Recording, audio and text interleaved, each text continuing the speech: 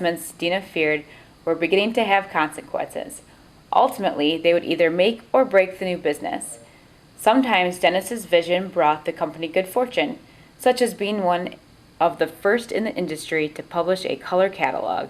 Other times, nurseries whose significant orders had been fulfilled by Walter's Gardens would close their doors without paying. At the same time, Dennis and Harriet were trying to raise a family of 5 children.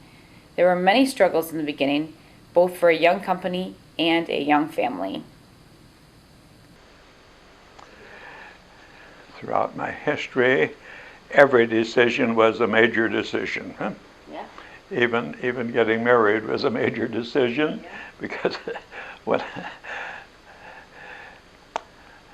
I knew it before I was married, but we had a neighbor that lived right close by, which was, Grandma had to say Uncle and Aunt to them, Henry and Winnie Lepar. They hated us with a vengeance. And their sons said, "Dennis, you better get back to work, you don't belong here. You get back to work, Well, we were living so close together, so very close together. I mean, decisions to stay, and decisions to buy a tractor.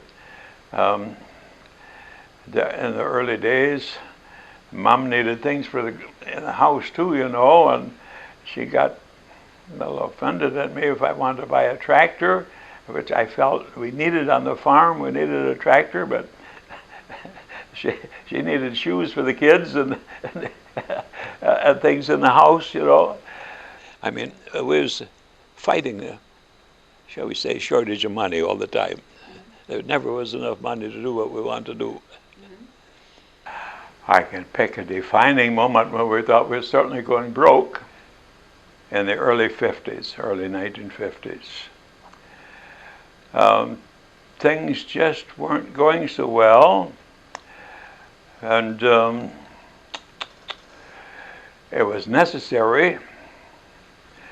The bank turned us down. I went to another bank out of Grand Rapids. No, they want nothing to do with us. Who knows anything about flowers, the bankers, they weren't posted on flowers as such, Okay, what do we do? Out of desperation, we had made an investment a few years earlier in the Cedar Break Farm. And, what do we do for money? We sold the Cedar Break Farm, sold it. Originally, we had paid $23,000 for $23,000 something for that Cedar Break Farm, and we was able to sell it for $55,000, and so we had some money to pay our.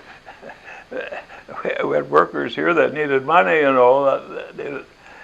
But that was a stressful period, very, very stressful period. But after that, things started to turn around a little bit. After a few years, we was able to repurchase the Cedar Break Farm. Mind you, we was getting along. The company that we sold it to, they was going broke. And so we repurchased it. We've had the Cedar Break Farm ever since. And I can say that after we repurchased the Cedar Break Farm, by and large, on paper, we were making a profit. We couldn't find it in our fingers. We didn't have the dollars, but the auditor says you're balancing. You're balancing. So since then, things continue to improve. Dennis was a gambler, but he was also an innovator. It took vision to guide the new business, and acquiring the Cedar Break Farm was a symbolic moment where risk was finally turning into reward.